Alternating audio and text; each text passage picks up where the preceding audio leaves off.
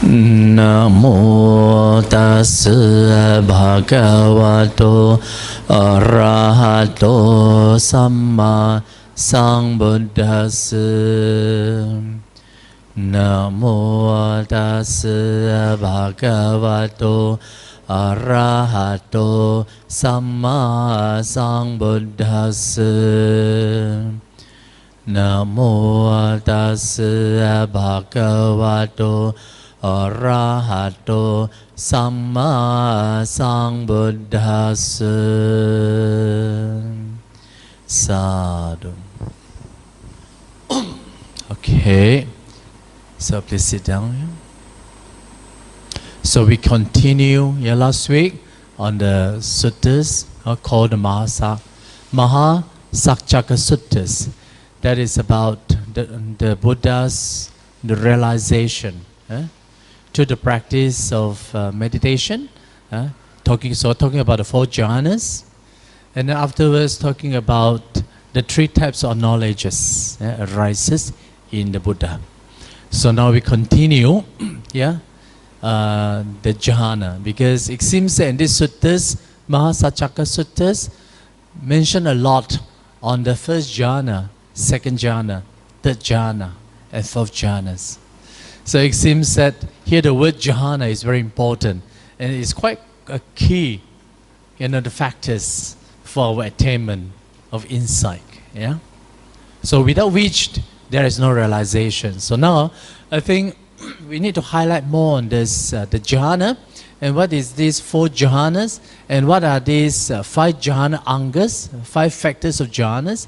And also we need to know about the 5 nivaranas, the 5 hindrances of this, because these are the things that we need to go through. So I think I will spend a little time on these 5 jhana angas, 5 nivaranas, and the attainment of the 1st and the 2nd and the 3rd and the 4th jhanas. Okay? So of course there is no point that through the practice of austerity you attain the sainthood. So it is through the meditation, through the middle way. So now I have here the chart, here the table on the 5 jhana angas and the 5 nivaranas. So we look at the 5 nivaranas, the 5 hindrances. And the nivarana is from ni and vrut.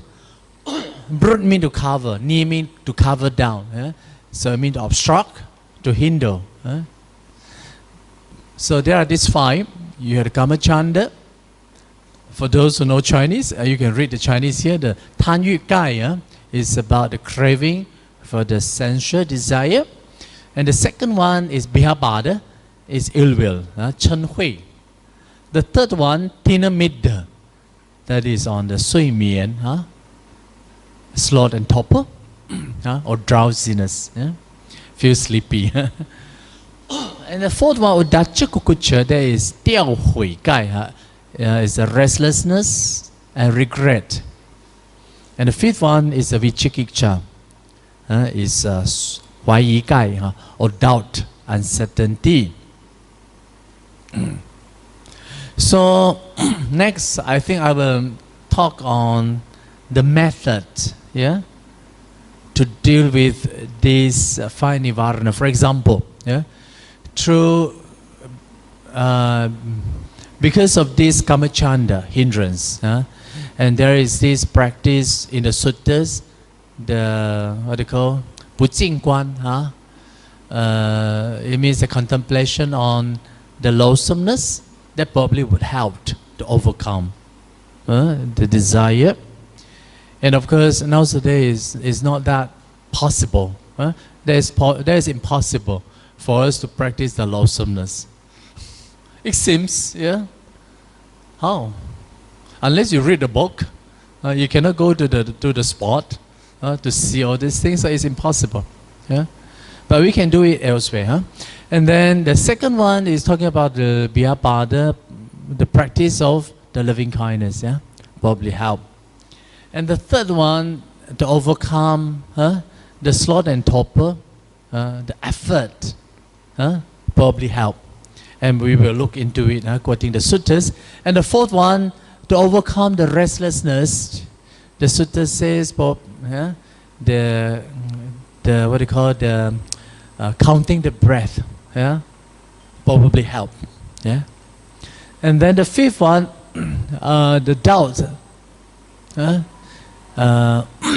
the confidence, the faith in the Buddha, Dharma, and Sanghas. You may cultivate the faith, the confidence, probably help to overcome the uncertainty. I use the word probably is because it is not the only. There are many other possibilities as well, right? Now we look at the first one. The first hindrances is on the kama chanda, sensual craving. If you look at the Pali word kama and chanda, two words to form and compound. Here the kama, what is kama? In this context, kama means anything pertain to the five senses. Five senses of sight, right? And hearing, smell, taste, and touch. Okay? How about the chanda? Yeah, chanda, I mean, desire, probably people translate it, but it's more appropriate to translate like agreeable, or to be delight in. Of course, together with the kama chanda, the compound, it means delight in the five senses. Delight in the five senses. Okay, so now we understand these words, kama chanda, I mean delight in the five senses. We live in the world of this, we live in the sensual world. We cannot live without these senses. Then how about in meditation then? Because of our attachment to these senses, we cannot meditate. Then how? I think I want to quote the Ajahn Chah. I think in one of his books, he says like, it is not the noise that disturb you. Next what? It is you that disturb the noise. I think this is very good to reflect on. It is not the noise that disturb you, it is you that disturb the noise. I think it's a quote of wisdom. So the noise is there. Don't disturb the noise. Don't go and disturb the noise. That's all. The same apply, to these five senses. The sound is there, don't disturb the sound. The smell is there, don't disturb the smell. That's all. Don't let your mind proliferate on, how is the sounds? Where the sounds coming from? It means that our mind got proliferated. You see, want to investigate, further and further and further, and then completely away from our object of meditation. So don't go and disturb these five senses, and don't let these five senses, to disturb your mind. Of course, it's easy to say that, but we have to cultivate ignoring them. So probably this quote of wisdom from Ajahn Chah is very much helpful. So don't disturb the five senses. So when you focus on your breathing, just in and out. Whatever the sounds, the noise that come in, don't disturb them. All right? Of course, it is not easy to overcome this kama chanda, and it is one of the hindrances. But however, due to our habitual tendency, our habits, we are so attached to our five senses and their affairs. So we have to let go let go. So the meditation, it means that when you are looking at your breathing out, you have to cultivate the interest in your breathing.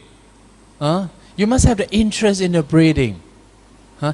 If you say that, no lah, you know, the Buddha say like that, okay, I try lah, but when these five senses come to you, then your mind also got distracted, that's all. Huh? Because you go and disturb those five senses. Huh? It means that you have the kind of attachment, interest in this senses world. Okay? So this is one hindrance. Now about the second one, the pihapada is the ill will. Right? So, it is not easy to meditate.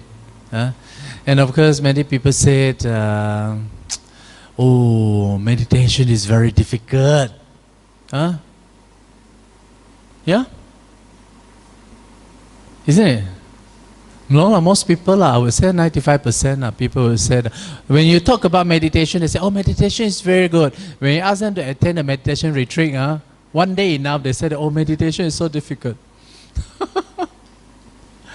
You see, when people start to have this thought, oh, meditation is so difficult, it means that indirectly they are generating the ill will towards the meditation, isn't it? Yeah? Isn't it? You're opposing to the meditation because in your mind, meditation is very, very, very difficult. So you're creating, dislike towards meditation. So in fact, you are putting an hindrance in front of your meditation. Because before you meditate, you already said meditation is very difficult.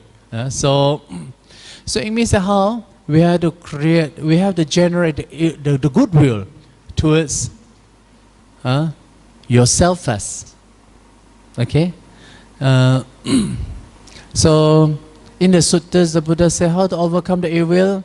To practice the loving kindness meditation.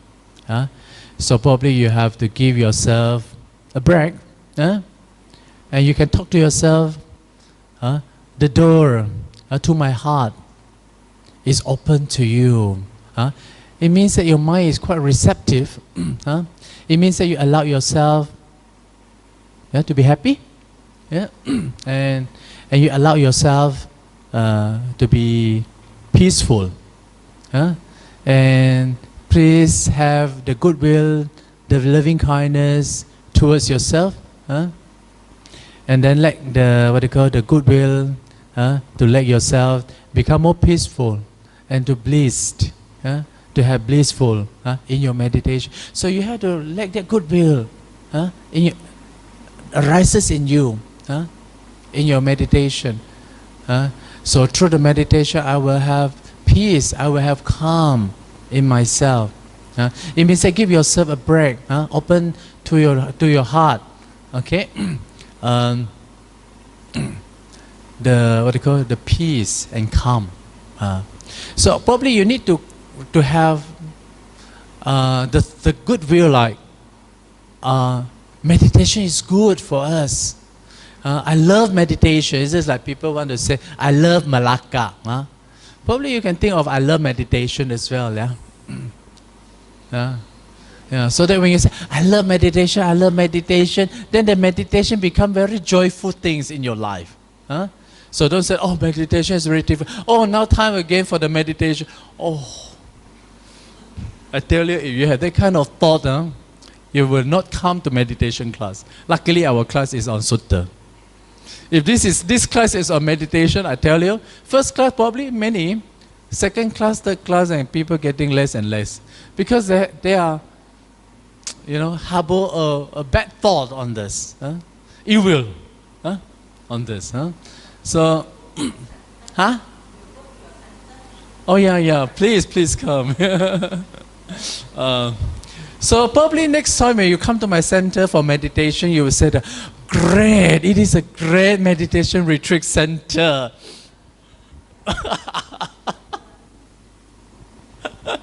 Isn't it? Yeah. So I think that kind of positive thoughts onto the meditation and the meditation retreat center is very important in your practice. Yeah. So probably you think, oh, tomorrow is the meditation retreat for 3 days. Are you tonight? So you cannot sleep because you are too happy.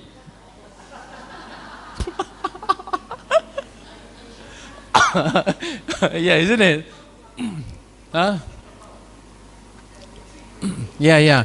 Say like when you wake up, get up early morning, you feel very excited and looking forward to the meditation retreat. Wow, it is a meditation retreat. Wow, very happy. Yeah. And you probably can think of, wow, in the meditation retreat, I need not to do anything in the meditation retreat, just only eat and meditate.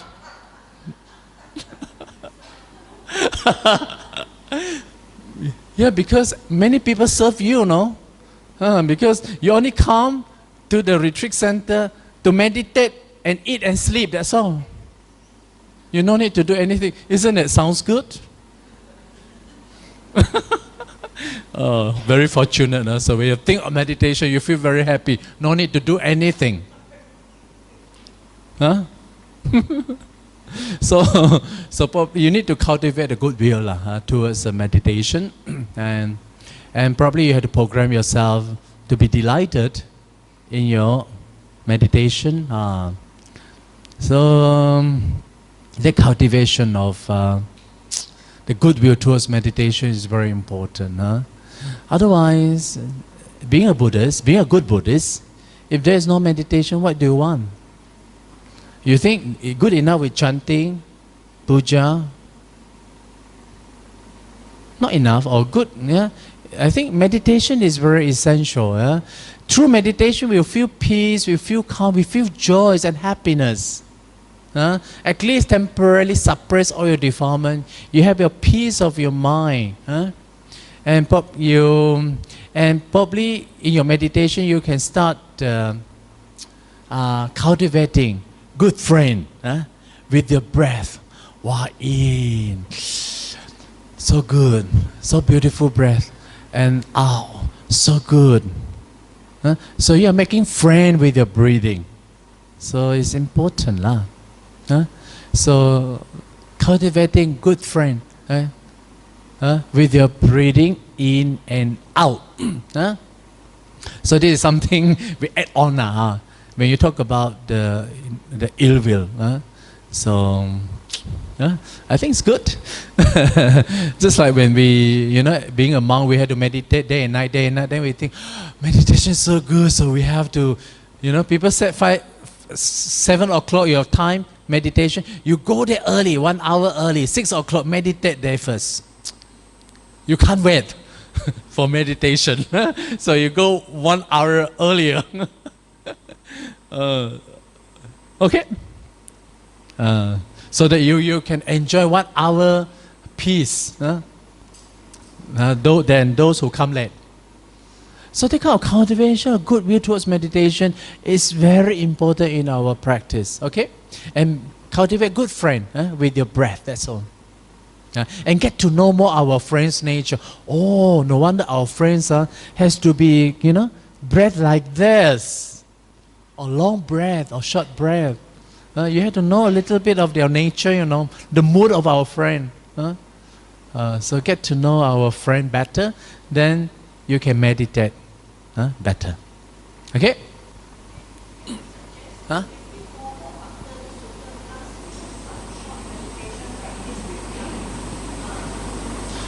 I think better when before. Because usually when we 9:30, when we talk too excited, we forgot the meditation. This is one thing. And the second thing, if you feel very tired after listening to the talk, you don't have the mood to meditate. So it's better before. So next time. Yeah, next lesson. Okay, now we look at the third hindrance, that is on the sloth and topple. And I find this very interesting because the Buddha talked to Moggallana. Even Moggallana has attained the sainthood, but when he meditates sometime, he might fall asleep. Then the Buddha says, talk to Moggallana and gave him a list of suggestions to deal with the tiredness. I think this is something very interesting and very relevant. Because, not all the time our mind is keep alert. Most of the time also our mind is very dull, very tired. Especially after work, like today, you meditate, now I can tell you 70 to 80% will fall asleep immediately because the mind is so tired. Yeah? Okay, anyway, these are the suggestions. We look at the first one. This is whatever the perception you have in mind when drowsiness on you, don't attain to that perception. Don't pursue it. It's possible that by doing this, you will shake off your drowsiness. So don't attain to it lah. Easy, no? Don't attend to the drowsiness. Easy, no? If that's not easy, it's impossible, don't worry. The Buddha gave the second one. They say, if by doing this you cannot help, cannot shake off your drowsiness, then you recall to your awareness the Dhamma that you have heard and memorize it, re-examine it and ponder it over in your mind. It's possible that by doing this, you will shake off your drowsiness. Easy?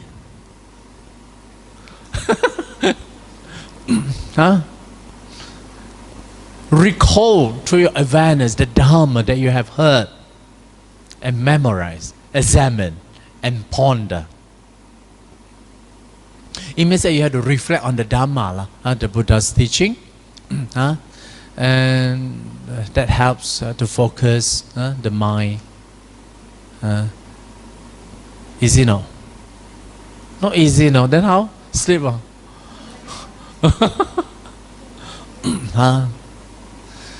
I think when talking about the ponder of the Dhammas, of course we need certain skill. What kind of Dhammas? And I remember at one time, someone told me when I was newly ordained at that time, and one monk told me, instead of pondering on the Dhamma, probably you can recite the suttas. So when I say recite the sutta, probably the suttas that known to you, like Mangala suttas, like Evang Me Suttang Eka. Don't read, memorize. Ekang Samayang Bhaka. You read like this. And sometimes when your mind is very tired, when you read like this, without reading, reading the suttas, but you memorize it, that helps. Because you are trying to memorize it. Probably that help. But this is just only one aspect of it, memorizing the Dhamma. And what kind of Dhammas that you can ponder? Like or you can recite the true refuge, like Buddhang Saranang Gacchami, like that. Or 5 precepts also, and you can ponder on the Four Noble Truths or Noble Effort Path. You see, like the Samadhi, Sama Sankappa, like that kind of thing. All in Pali. All in Pali. Okay? So that recall your memory. Recall the teachings of the Buddhas. Or probably you can even think of when you are recalling this Dhamma as if you are talking to someone else, your friend, in front of you. So memorize certain teachings of the Buddhas in Pali. Probably help to overcome the drowsiness. Okay? So this is second. If this one doesn't help you, you still feel very sleepy, don't worry, the third option comes. Okay? If by doing this still you don't shake off your drowsiness, then repeat aloud in details the Dhamma as you have heard and memorize it. Just not only memorize, but now you read it aloud. Okay? So the same advice as the preceding one, but this time you talk loud, talk aloud. Okay? Of course, talking aloud is to prevent you from falling asleep. Then, if still cannot help, then we go to number 4, yeah? If by doing this you don't shake off your drowsiness, then pull both your earlobes and rub your limbs with your hand. How? Rub your limbs with your hand. Probably that helps, yeah?拉它 Probably 我拉得太多了，就拉长了。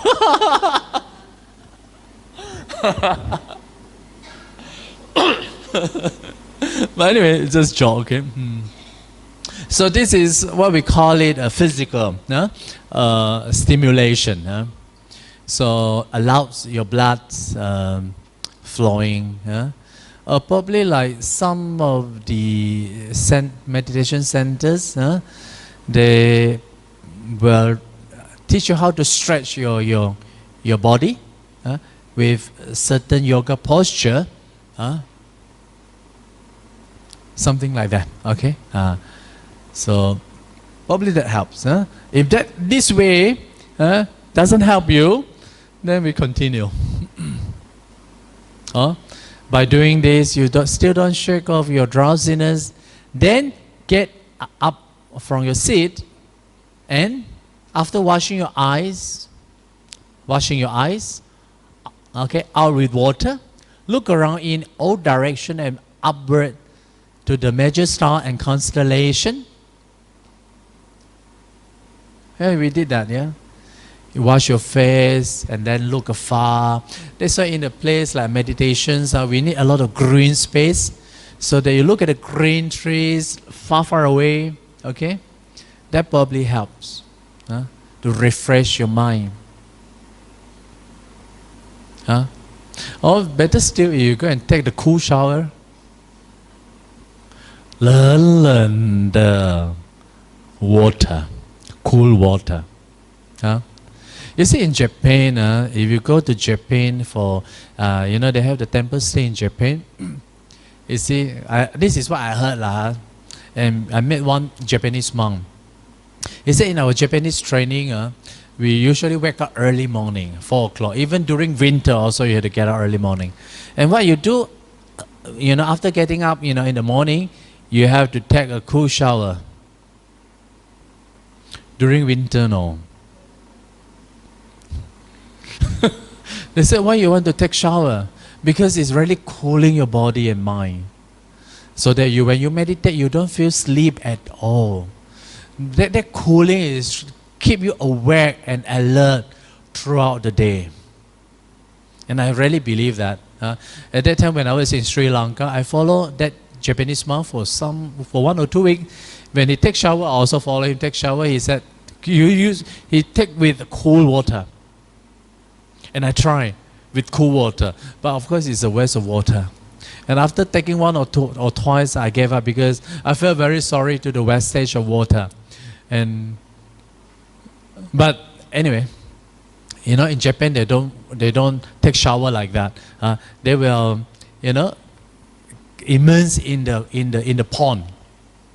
Yeah, for how long? 10 minutes, 15 minutes, and then it build up your antibody. People usually get sick, especially monks, because they don't have enough exercise, lack of exercise, only eat and sleep, okay? So they fall sick very easily. Then I heard from that Japanese monk, he said that in order not to fall sick, the best way is to increase your immune system. How to increase your immune system? Okay, so wake up early morning and then soak in the cold water for 10-15 minutes, and you will slowly, your body will generate heat. Automatically, after 10-15 minutes, your body start, generating heat. You feel stronger and stronger. Yeah. So when your body is built, the antibody is built, then the whole day you feel very fresh and very alert. So that one help.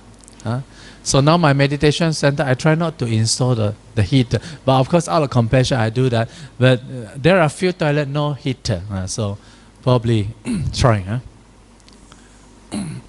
That helps. Yeah, I'm not making joke, but that helps. Okay, if this one, after soaking, immerse the body in the water for 15 minutes, you still feel very sleepy, then how? No, Buddha don't allow you to sleep immediately. They said, okay, you attain to the perception of like. Okay? Then how? Resolve on the perception of daytime, dwelling by night as by day, and by day as by night. It means the perception of light, You see the light. Okay? So probably at night, you can light the candle. The whole room is very dark, and you can light the candle, very mild, very gentle. You look at the light. As you close your eyes, okay, you perceive that candle light in your mind and brighten up your mind with the light. Okay? So that way also is good, because when we talk about why our mind has become very dull, very sleepy, because our mind is so dark. Now it's brighten up the mind. Okay? Okay, no. If this one also cannot have, 哎呦，真的是啊。Then next.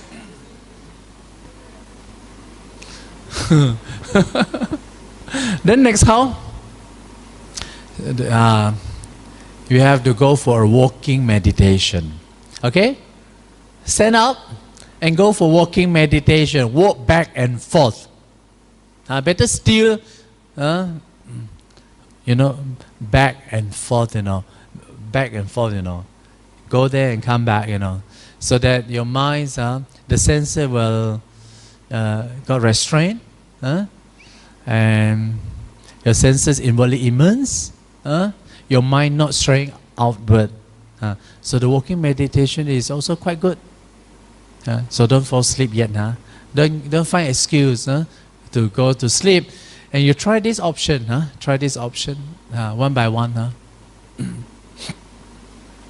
Of course, finally. Okay?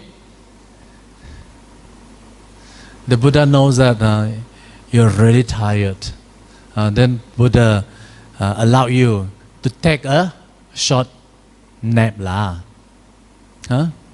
Then, how?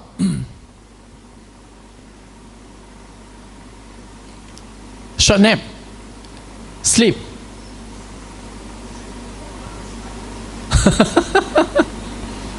So that, I think it's okay, because in the suttas the Buddha said after lunch, okay, and the sutta will talk about, okay, you can go for about 15 minutes siesta, short break, short nap 15 minutes good enough.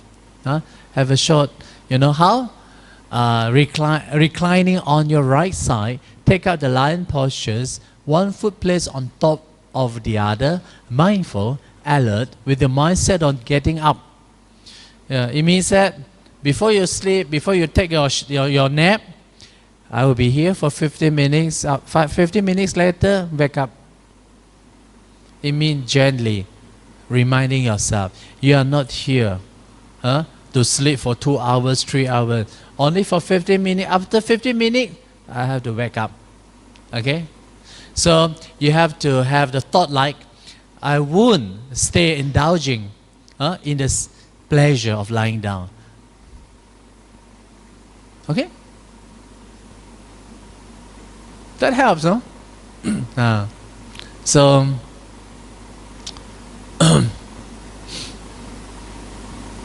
so this is the Buddha's advice, okay, to the Moggallana. So we can probably, take this as an advice also for us. If we happen to meditate, felt, sleep, we try this method. Okay, now look at number 4, Uddhacca Kukucca. That is on the restlessness and remorse. Okay, now we look at the restlessness. It means that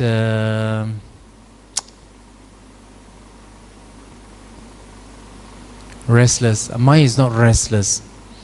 Mind thinks a lot. Think good, think bad. Okay? And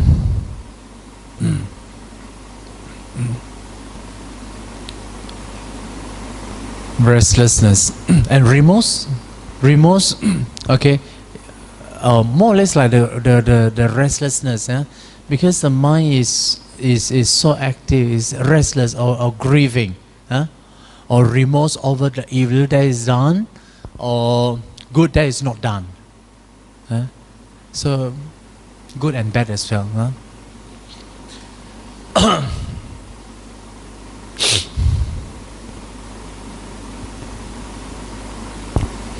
So we have to practice the letting go of the past, okay? Because usually when we talk about the restlessness, we think of the past, we think of the future. Mind is very busy.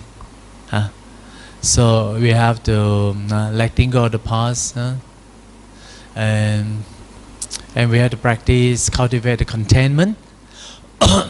Contentment, it means that to have peace in the present moment, and try to find joys in the in here and now. Find joys. So when your mind is feeling peace and joyful, your mind also become settled down, right? So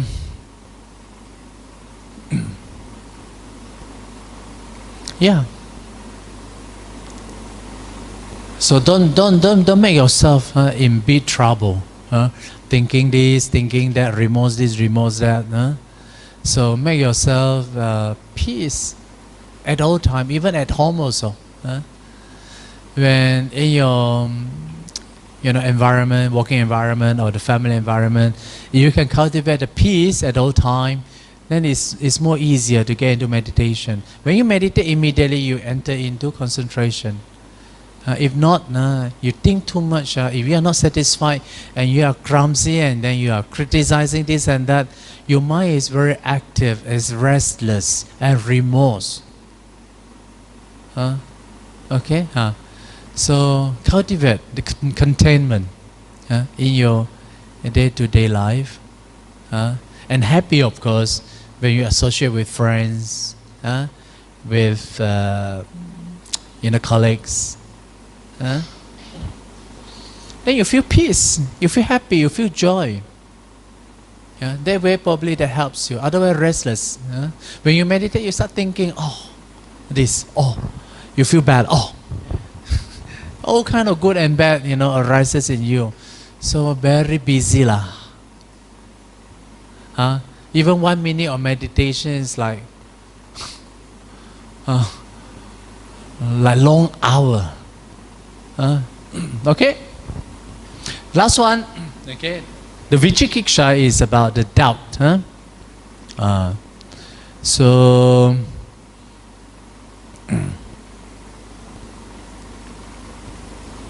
have faith in the Buddha, Dharma and Sangha.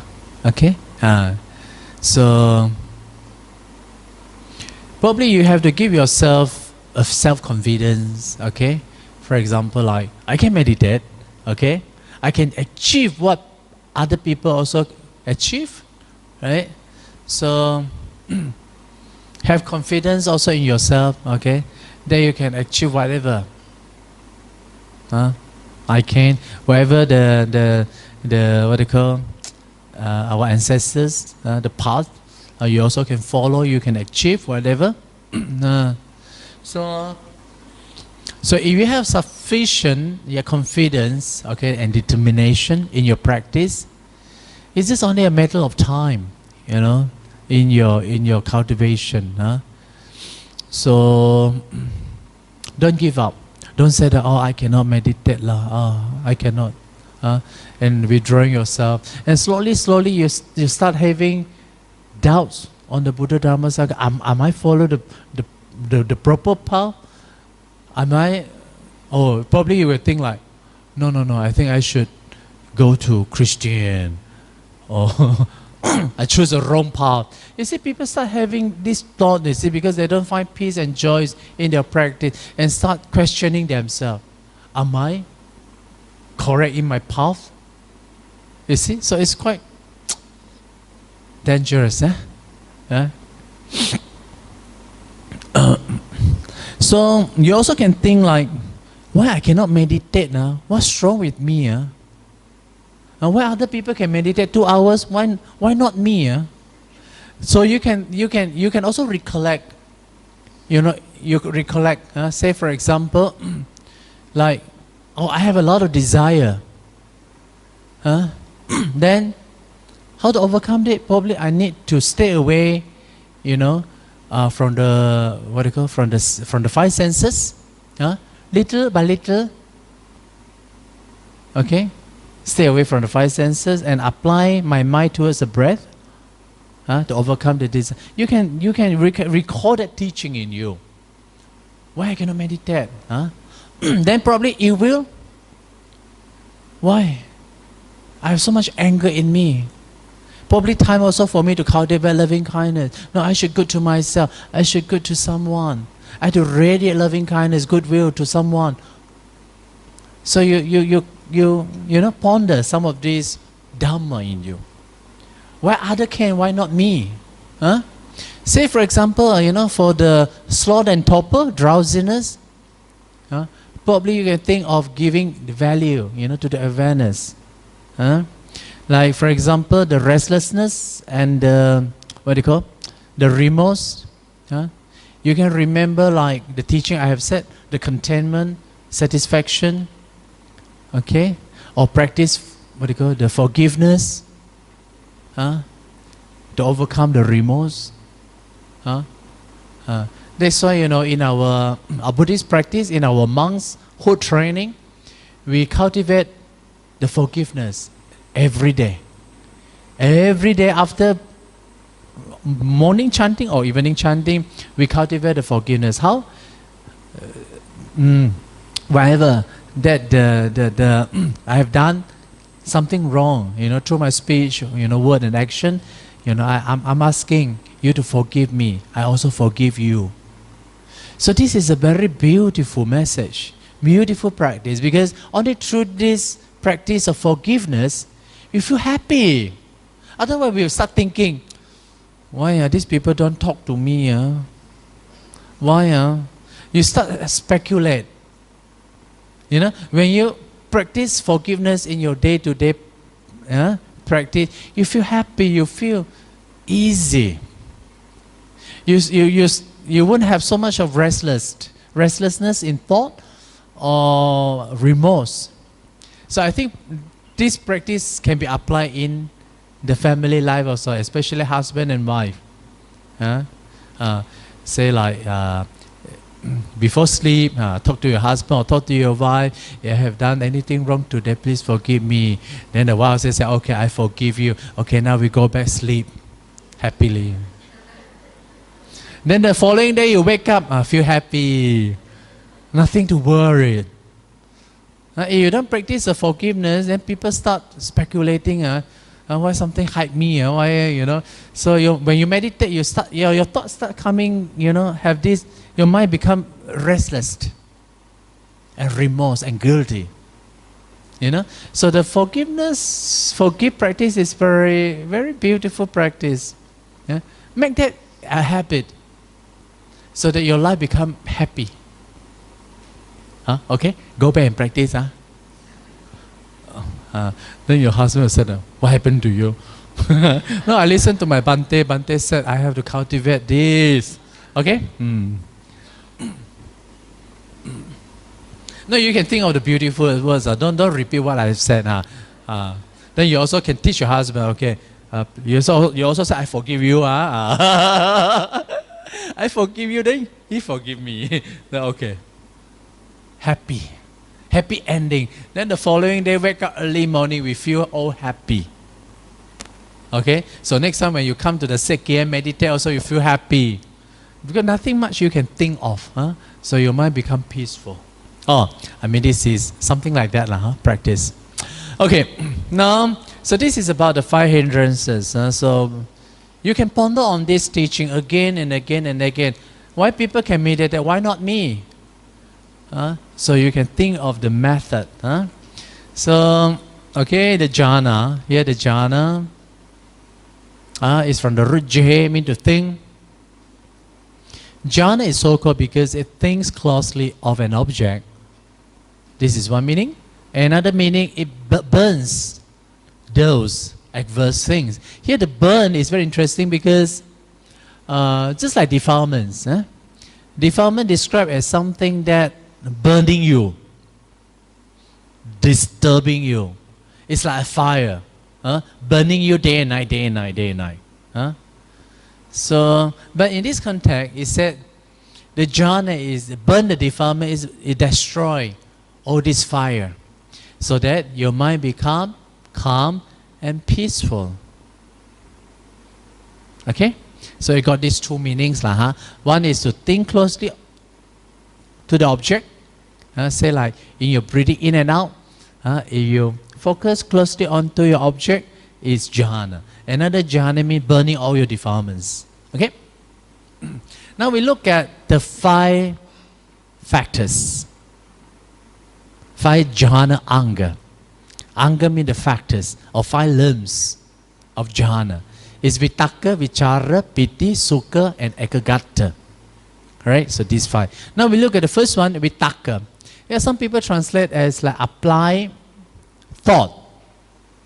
Here the Visuddhimagga said, hitting upon, okay, hit. So it has the characteristics of directing the mind to an object, mounting the mind onto the object. Yeah. So hitting the object, okay. So for example, taking the example of the breathing, okay, hitting the object, hitting the breathing, or like breathing in, breathing out, okay. Yeah. Once I hit the object, mounting the object, is the vitaka, right? Directing the mind onto the object. Okay, don't go elsewhere. Onto the object. Okay, your object is in and out. That's all.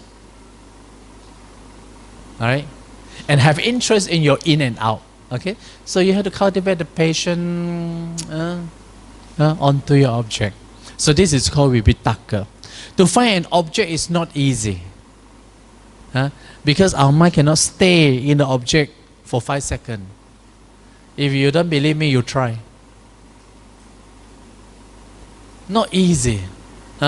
So that requires the second factors. That is vichara. It's called the sustained thought. Okay? So the sustained thought is a characteristic of continued pressure on or occupation with the object. It means that continuously okay, focusing on the object. Once you target, hit the object, the vichara is continuously, pressure on the object. Understand? It means that continuously examining the object without wavering of your mind. Don't go elsewhere. So its function is to keep the mental states occupied with that. So it means, what is a mental state? This is a cetasika. It means that mental concomitant, other mental associates, they associate with the mind. According to the Abhidhamma, when the mind arises, the mind don't arises, independently. It arises with the constellation of other mental factors that associated with the mind. It means that the mind is just like the king. Usually when the king go out, the king won't go out himself. He will accompanied by other ministers. You understand? Something like that.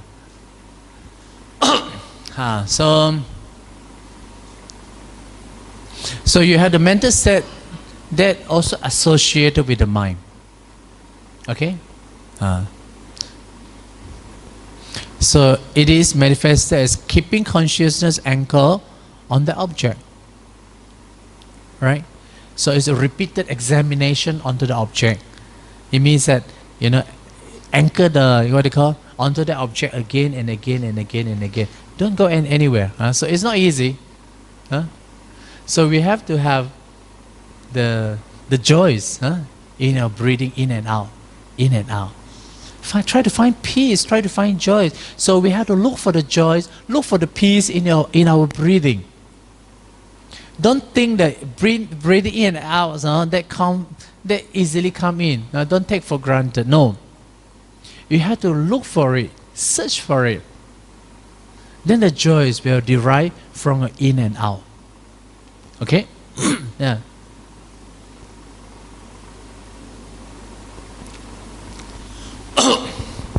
Okay, now we look at the third one, the third jhana angle. That is on the rapture, piti, 喜悦, 喜悦, 喜悦. So it has the characteristics of endearing. Its function is to refresh the body and mind, or its function is to provide the thrill with rapture. It is manifested as elation. Oh, elation. Like earlier, I think last week we also shared with you the concept of bodhicittas in Mahayana Buddhism, isn't it? You see, how many of you here know Mahayana teaching? Okay, for those who know Mahayana teachings, they will for sure know the teaching of bodhicittas. Yeah, you know the bodhicitta, right? Puti Sing, Putai Sam, Puti Sing, bodhicitta, bodhi heart. This bodhicitta is very important in their Mahayana teaching. They said, according to Mahayana, they said that you have to attain the Buddhahood. Okay? So to aspire the Buddhahood, then you have to manifest the bodhicitta in your journey, the started of your journey. When you want to start your journey, okay, aspiring, this Buddhahood journey, you have to plant the bodhicitta first. Okay? So this bodhicitta will ensure your life after life, in the path of the bodhisattvas. Path. You know the Mahayana bodhisattvas? Right? They said that they don't want to attain the arahathood. For them, they consider arahat selfish because they expect arahathood in this very lifetime. So when they attain arahathood, they attain nibbana. But Mahayana said no. We want to come back to the world again and again. We want to be a bodhisattva. How to be a bodhisattva? Coming back to this world again and again through the bodhicitta. Okay? So the bodhicittas is like the energy. It's like forces that ensure that you will guarantee in your path until you attain the Buddhahood. So this is a bodhicitta's concept in Mahayana. Okay, so with these bodhicittas, okay, they vow to be a bodhisattvas. I was a Mahayana before, and I also observed the bodhisattva's vow. I have the 3 dots there to signify that I really make a wish to serve the sentient beings. Okay, that's why you have to come back to the world again and again and again to serve the sentient beings lah. So this one only come when you make a bodhicitta. Now you know the bodhicitta. It's very important in Mahayana. Okay? And they said that this bodhicitta won't get, aspire. Even when you die, this bodhicitta forces will continue in your next life. Powerful, no? Very powerful. Okay, so this is a Mahayana concept of bodhicitta. Do you know why I want to say the bodhicitta? Because the bodhicitta, the word also occurs in the very early suttas. Not in Theravada, but in the Sarvastivada. Okay? In Sarvastivada, the text is called the Mahavibhasha Sastra. It's called the Great Commentary. And this Great Commentary was composed during the 1st century BC to 1st century AD. It means that quite early. So we cannot ignore, the historical perspective of this great commentary. And that commentary talk about the bodhicittas. But that bodhicitta is not in the bodhisattva's concept, you're aspiring to Buddhahood. No, nothing like that. They said this bodhicitta is the ingredients for you to continue in your spiritual path. Without bodhicittas, your spiritual journey will be faded away. So this bodhicittas is very important. Here they describe bodhicitta. They said, if in your meditation, you have the joys, right? In your meditation, like listening to the Dhamma talk, you have the thrilling, and you feel very happy until you cry, or you have the, what do you call, the tears, what do you call, is it shed? Yeah? Or thrilling, like that. Then according to that text, the bodhicitta arises in you. Because you start testing the Dhamma. This is the Dhamma now. Okay? So that's why the taste of Dhamma is a taste of liberation. So this taste of joy is a beginning of your bodhicitta. Okay? Without which there is no spiritual path. So if you want to continue in your spiritual path, please come and experience the joys in your meditation. So they will guarantee your practice aspiring to the what do you call, the arahanthood. Okay, at least nibbana. All right. So it's very important. You see, the concept of bodhicitta in the early phase and in the Mahayana are two different concepts. The bodhi in the Mahayana mean enlightenment, but our bodhi, the enlightenment, mean the nirvana. So the same word, bodhi used, but in different contexts. They are aspiring for the Buddhahood. That one you have to cultivate again and again. I don't know how many eons, kalpa. But for Theravada, the body means, if you follow this, the Buddha's teaching, if you have the joys and peace in your mind, very soon you will attain the sainthood. So the peace is very important. The joys is very important. Okay? So it's the beginning of our journey.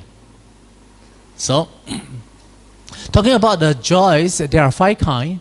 One is a minor joys, momentary joys, showering joys, uplifting joys, and prevailing joys. Okay? I will go through very briefly. Where the minor happiness is only able to raise the hair on the body. So some people say that, listen to the talk or we follow the chanting, we have the goosebumps. So this is a good sign, good signs. So this is the beginning of a very minor joys. But of course you shouldn't be contented with that minor joy. We have to progress. And how about the momentary joys? It's like flashes of lightning at different moments. What is this? Probably you're talking about the body. Slightly, moving. But you're aware. You're aware. Okay? Then the showering, happiness. Why I put the happiness, it should be joys. Because I copy and paste from other notes. Break over the body again and again like wave on the seashore. This is like, some meditate, they will felt like, crying. Like a showering. When you cry, you feel very joyful. Uncontrollable, crying. Or uncontrollable, they're laughing. You also have so much joy in you. Okay? So, showering joys. And the uplifting joys, okay, elevate your body and spring up into the air. Okay? Yeah? And the 5th one is the prevailing joys. Okay? So this is the last one. Your whole body is completely pervaded. Phật hỷ充滿. I don't know how to explain in English, but Chinese Phật hỷ, Dhamma joy, 充滿 like fill up the whole balloon. something like that. Huh? When you have the Fat He, Dhamma joys in you, you can live without food. Huh? Because that joy has become your ingredients already. You digest that ingredient, that joy as ingredient. So you feel very happy. Huh? So not bad. Okay, now in the suttas, there is this segment. Samadhi bhikkhave bhaveta samahito bhikkhu yata bhutang pajanati. Translated as, bhikkhus develop concentration. Those who have concentration see things as they are. Is from the Samadhi Suttas of Khanda Vakka of Sanghata Nikaya. So this is what? When you talk about the concentration here, you refer to jhana. Okay? Refer to the jhana. It means that when your mind is concentrated, then you see things as they are. It seems that the concentration and the vipassana, or samatha and vipassana, are equally important in our practice.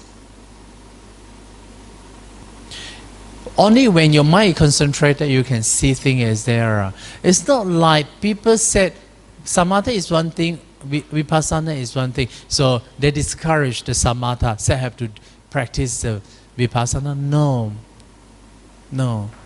Samatha and vipassana are equally important in our practice.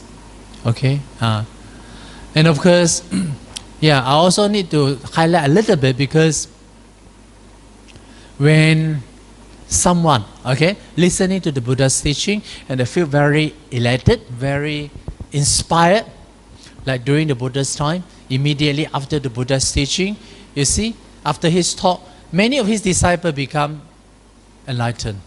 Immediately enter into the stream entrance. So fast, no? Because they feel so much joy. Huh?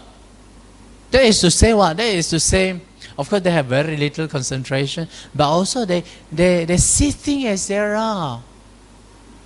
That is the criteria for their entrance into the supreme, into the sainthood. See things as they are.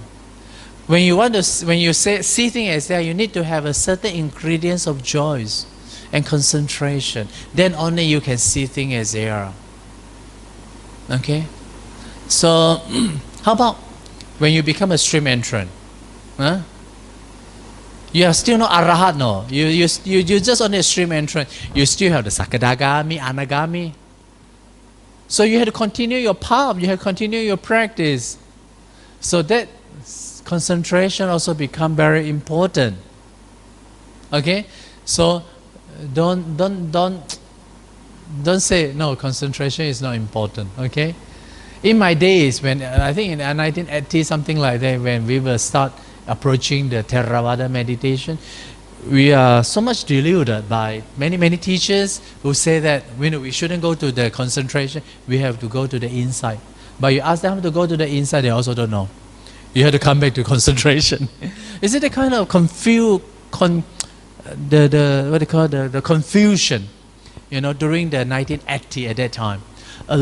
Two different camps are fighting each other over the samatha and vipassana. So I think it's very sad lah. It's very sad. So now we have the ability to come back to the suttas. Now the sutta tell us, only when our mind is concentrated, we see things as they are. So these two are not sharply distinguished.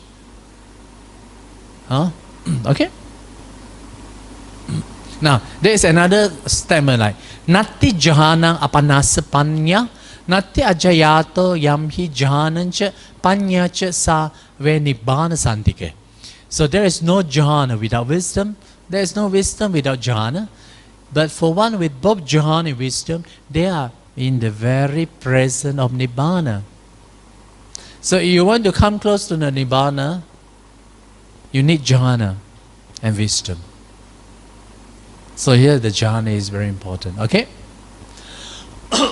Now the first, second knowledge, we have seen that now.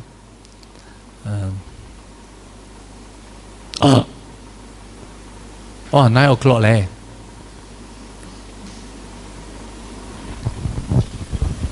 Okay, we probably can rest for a while. Any question? Because just now is a very heavy stuff, I know.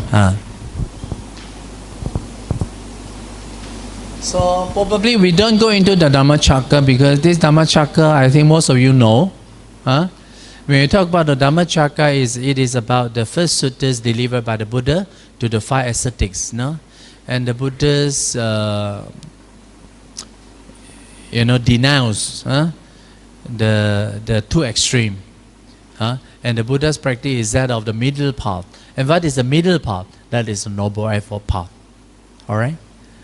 And of course, and the sutta will continue illustrating what is the noble truth of dukkha, what is the noble truth of suffering, the cause of dukkha, what is the cessation of dukkha, and what is the path leading to the cessation of dukkha.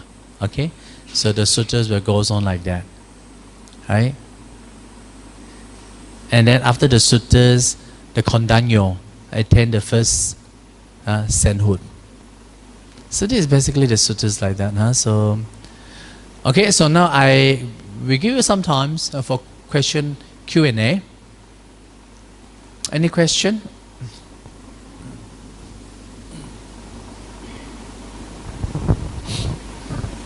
Ubo? Any question? Okay.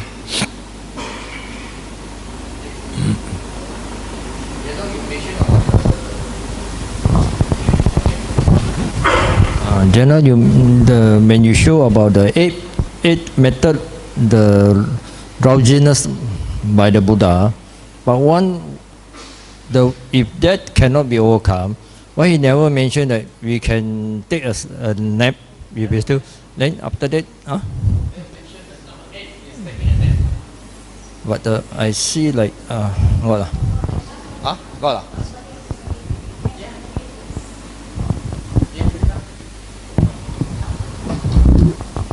Reclining on the right side, take out a lying posture, one foot placed on top of the other, mindful alert. Yeah, and with your mindset on getting up. Yeah, this is a nap. Yeah, sleep lah. Because you have to keep awake now.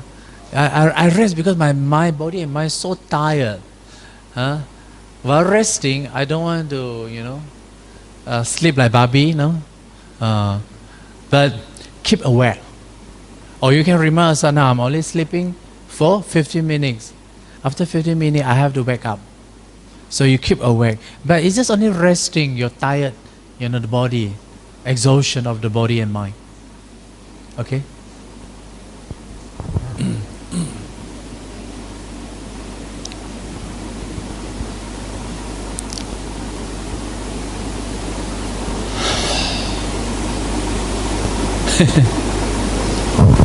Any question? Okay, come. So everybody can listen to your question. We also learn through your question. Sukehoto Bhante. This question is about Vipassana meditation. During the meditation, if I hear sound, I note the sound. If the sound come again and again, shall I keep noting the same sound? Or shall I continue with the meditation? Okay. Yeah, of course, your method is also correct when you're talking about the sound. But I think more important is come back to your original focus, your object. If not, your mind will wander around. Or you say, in my Vipassana training, we had to note the sound. Okay, when you note 1 or 2 or 3 tries, come back to your breath. Okay? You're aware of the sound outside there. You're aware. But again, after noting it, come back to your object. Okay?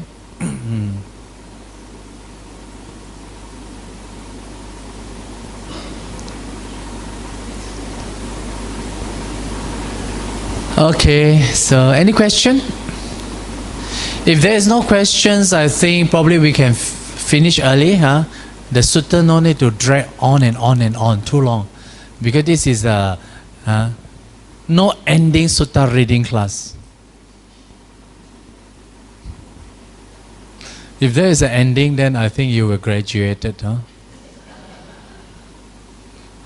And attain the arahathood. No more need training, huh? Become asheka training, non-training, huh? But it is not so, huh? Because the sutta is of huge, it's a vast ocean of knowledge, huh? Okay. Okay, so now share the merits, huh? We can recite together. Akasatang. Akasata chabomata devanaga mahidika punyang tang anumoditwa cirang rakantu buddha sasanang akasata chabomata devanaga mahidika punyang tang anumoditwa cirang rakantu desanang akasata chabomata devanaga mahidika punyang tang anumoditwa cirang rakantu mang parangti etavata amhehi sampadang punya sampadang sabbe deva anumodantu sabba sampati siddhiyam etavata amhehi sampadang punya sampadang sabbe buddha anumodantu sabba sampati siddhiyam etavata amhehi sampadang punya sampadang sabbe satta anumodantu sabba sampati siddhiyam sadhu sadhu sadhu